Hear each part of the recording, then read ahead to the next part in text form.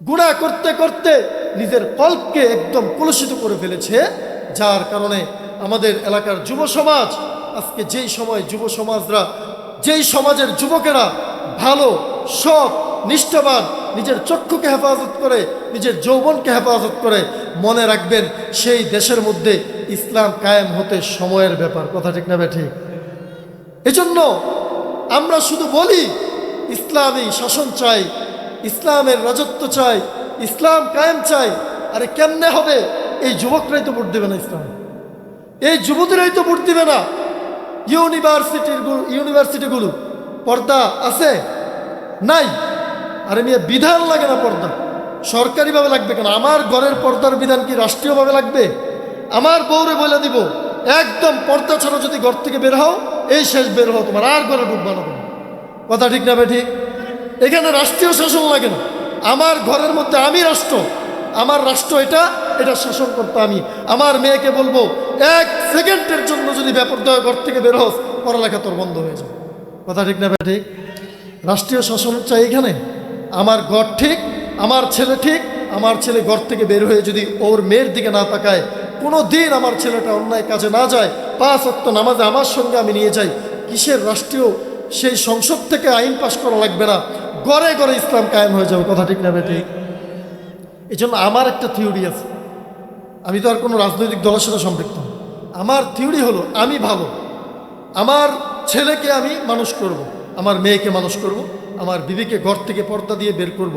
কোনো যুবকের কোনো সাহস আছে বা কোনো সামর্থ্য থাকবে আমার স্ত্রীর দিকে তাকানো? থাকবে? তার মানে আমি আমার স্ত্রীকে একবারে সাজায় গুছায়া মার্কেটে ছেড়ে দিলাম, এখন যুবকরা দেখতেছে, দোষ আবার যুবকদের। কথা ঠিক না ঠিক? এখানে শুধু যুবকদেরও দোষ না, যুবতীদেরও দোষ। আমি মনে করি সবচেয়ে বেশি দোষ হলো অভিভাবকের। কার? অভিভাবকের দোষ। জায়গা মতো হেডম দেখাইতে পারেন। হেডম দেখায় কোথায় জানেন? হেডম দেখায় ছেলেকে 30, 35, 40 বছরে বিয়ে করানোর জায়গায়। কথা ঠিক না ঠিক? ছেলেকে দিনও শিখায় নাই, ইসলামও শিখায় নাই, কিছুই শিখায় নাই। মেয়েকেও বেপরদায় ছেড়ে দিছে, ছেলেকেও দড়ি ছেড়ে গরুর মতো ছেড়ে দিয়েছে।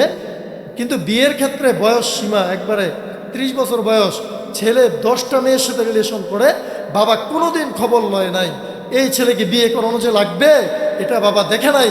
বরং ছেলে কবে স্টাবলিশ হবে, কবে বাড়ি করব, কবে গাড়ি কিনবো, তারপরে ছেলের বিয়ে করাবো।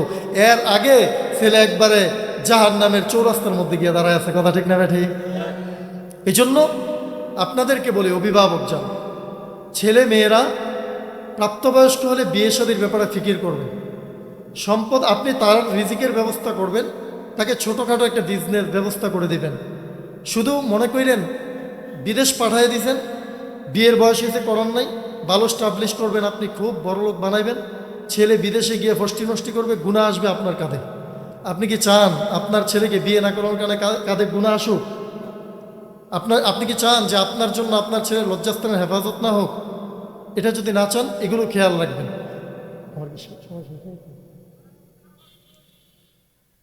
তো এই যে কথাটা বললাম, আপনার সন্তান আপনার অবহেলার কারণে, আপনার শিক্ষার কারণে, আপনার দীক্ষার কারণে, আপনার তার প্রতি গুরুত্ব না থাকার কারণে, আপনি তার প্রতি কেয়ারিং না থাকার কারণে আপনার ছেলে ঘর থেকে বের হয়ে অবৈধ সম্পর্কে লিপ্ত হবে, অবৈধ জায়গায় কথা বলবে, ফোন কিনে দিয়েছেন, কথা বলতেছে মেয়ের সাথে।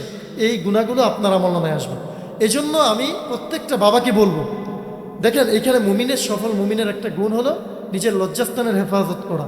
এটা করতে হলে সর্বপ্রথম ছোট কাল থেকে আমাদের সন্তানদেরকে শিখাইতে হবে যে এগুলো গুনাহ, এগুলো পাপ, এগুলো করলে আল্লাহর অসন্তুষ্টি, রাগ আমাদের উপরে আসবে, তোমাদের উপরে আসবে।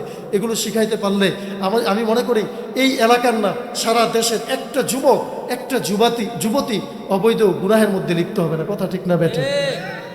আর এখন তো সমাজ ব্যবস্থা এমন হয়ে গেছে, মেয়েদের কথা কি বলবো, ছেলেদের কথা কি বলবো, বাবা সেই আরেক মহিলার সাথে পরকীয়ার মধ্যে লিপ্ত, এমন বাবা আছে না? আমাদের সমাজটা নষ্ট হয়ে গেছে। কারণ একটাই বাবা, কারণ একটাই, আল্লাহর কোরআনের কোনো মান্যতা আমাদের ভিতরে।